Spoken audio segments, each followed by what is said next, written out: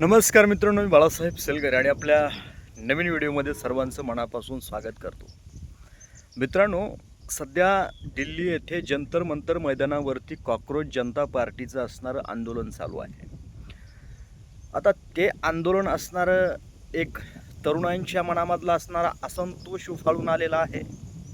या सरकारच्या बद्दल असणाऱ्या या सरकारच्या धोरणावरती जे नीटचे पेपर फुटले, अशा अनेक घटनांसाठी असणारं हे आंदोलन चालू आहे.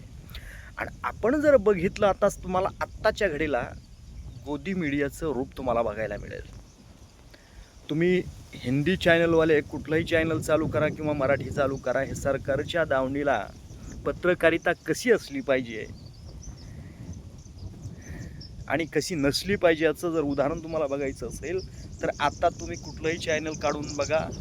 हे कॉकरोच जनता पार्टीचं आंदोलन इतकं मोठं होत असताना सुद्धा हे लोक त्याला लाईव्ह दाखवत नाहीत. का? घाबरतात सरकारला.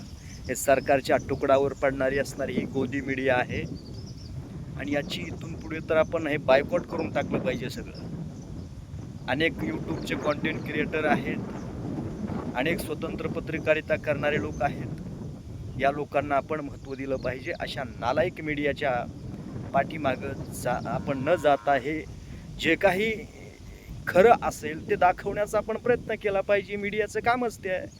परंतु हे लोक असणारे सरकारच्या दावणीला बांधलेले आहेत. आपण आत्ताही बघा तुम्ही, इतकं मोठं आंदोलन आहे. ते आंदोलन बरोबर चूक हे बाजूला सोडा किंवा या आंदोलनाच्या पाठीमागे आणखी कुणाचा हात आहे असे सुद्धा तर्क लावणारे लोक आहेत. परंतु ज्या चुकीच्या घटना घडत आहेत त्या चुकीच्या आहेत हे तर मान्य करावं लागेल. असला चेहरा बघायचा असेल तर तुम्ही आता प्रत्येक न्यूज चॅनल चाळून बघा. धन्यवाद.